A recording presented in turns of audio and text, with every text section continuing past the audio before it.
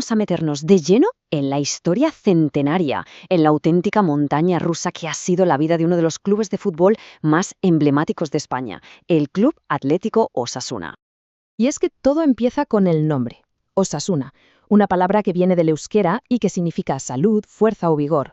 Elegido por sus fundadores allá por 1920, es ya en sí mismo toda una declaración de intenciones que define perfectamente el espíritu del club.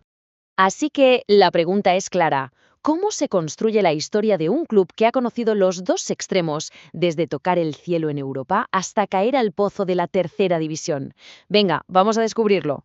Y vamos a empezar por el principio, claro, pero no solo por el nacimiento del club, sino por una parte de su identidad que, bueno, estuvo borrada, silenciada, durante muchas décadas.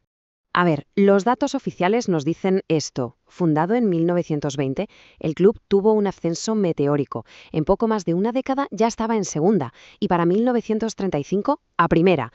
E incluso llegó a semifinales de Copa justo antes de que la guerra civil lo parase todo. Unos inicios espectaculares, desde luego. Pero, claro, ¿es esta toda la verdad sobre su fundación? Pues no, ni de lejos. Y aquí es donde la cosa se pone realmente interesante, porque durante más de 80 años se obvió una parte fundamental de sus orígenes. Resulta que sus fundadores eran republicanos convencidos, por eso eligieron el color rojo y un nombre en euskera. Querían crear un club del pueblo.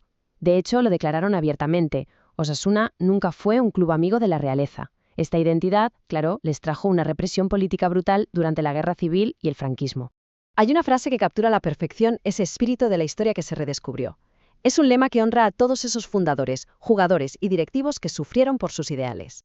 Bueno, dejamos atrás esos años tan turbulentos de la fundación para entrar en un periodo de contrastes absolutos, una caída al abismo y después un éxito sin precedentes.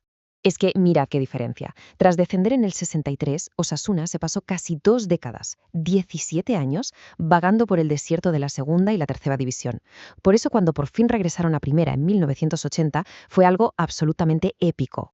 Y esa primera gran edad de oro, la de los 80 y principios de los 90, nos dejó momentos inolvidables. Pero si hay que quedarse con una noche, una fecha para la historia, sin duda es esta.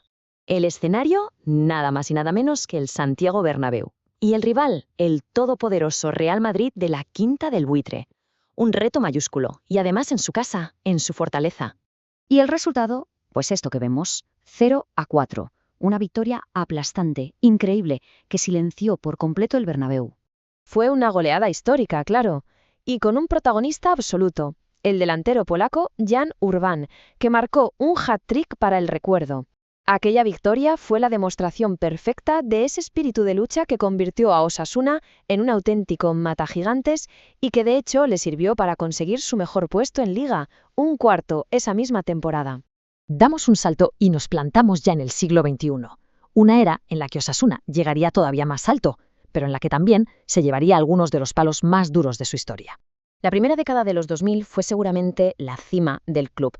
Rozaron la gloria en su primera final de Copa en 2005, se metieron en la previa de la Champions en 2006, casi nada, y al año siguiente llegaron a semifinales de la UEFA. Y más recientemente, pues hemos visto cómo su estadio renovado, el Sadar, era premiado como el mejor del mundo en 2021 y cómo volvían a una final de Copa en 2023. Y ojo, hablando de la Champions, hay un dato muy curioso, ¿eh? Técnicamente, Osasuna está invicto en la competición. Empató sus 2 partidos de la previa contra el Hamburgo, 0-0 y 1-1. Quedó eliminado por el valor doble de los goles fuera de casa. Pero bueno, es una anécdota genial que los aficionados guardan con cariño. Pero bueno, toda esta historia, todos estos momentos, ¿quiénes los han protagonizado sobre el césped? ¿Quiénes son los jugadores que definen al club? Vamos a repasar algunas de esas leyendas rojillas. Aquí tenemos una propuesta de 11 ideal. Un 4-3-3 que es puro ADN Osasuna, un equipo forjado a base de garra, de pasión y de un siglo de fútbol.